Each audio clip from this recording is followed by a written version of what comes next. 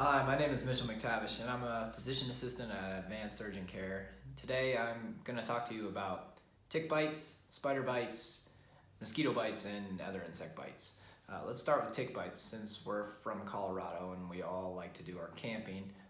Realistically, with tick bites, what you need to know about some of the most important things are, as far as, let's talk about prevention first. Things you can do to prevent the tick bite itself is wearing long clothes and wearing a type of tick propellant called DEET, D-E-E-T, which stands for a really long word that I don't know if I could pick out of a list. Basically, with tick bites, what you need to know is the tick often does have to be present on your skin for at least 6 hours or so.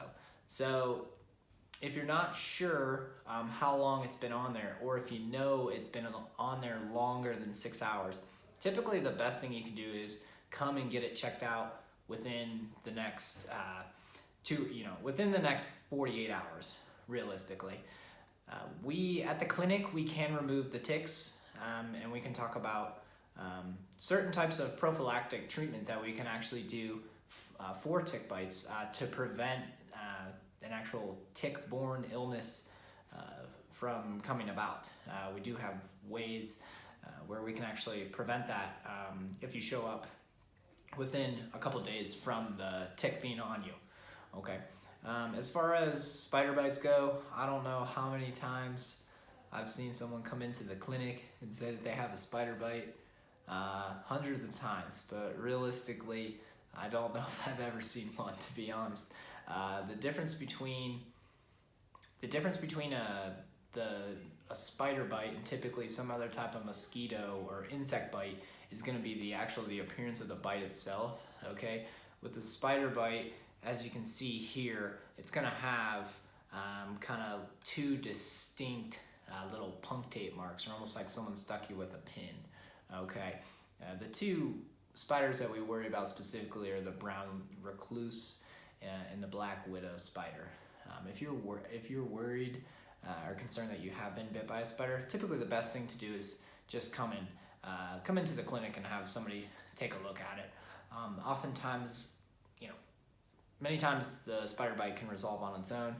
Sometimes they can get a little bit more complex. But like I said, if it makes you feel any better, of all the hundreds of people I've seen come into the clinic for a spider bite, I don't think I've ever seen a single one. So now let's talk about the most common bite that we see is just your general bug bite or mosquito bite. Sometimes we don't even really know what bit us, so to speak. Typically those ones are going to have just like the single punctate mark that you can see here. With that, typically, first thing for you to know is it typically takes a few days for it to actually get infectious, so to speak, okay? So even though it's looks red and hot and warm, a little bit warm, if it's within the first couple days, realistically, it's probably just your body kind of reacting to the bite itself, okay? Typically things I recommend for that, warm and cold compresses are good, or some ice. If it's itchy, typically I'll say do some hydrocortisone cream to help with that. You can also do an oral Benadryl or any other type of non-drowsy antihistamine to help with the itchiness if it's keeping you or your child up at night. Realistically, those ones will typically get better over the course of a few days. If it seems like it's not getting any better and it's been a few days, you can always come in and get those checked out.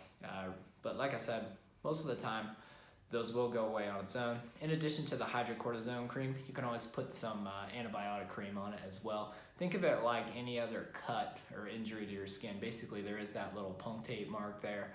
So applying some antibiotic cream can help it from getting secondarily infected. And basically that's your Bites 101. Thanks for hanging out with me today. Hope you have a great day.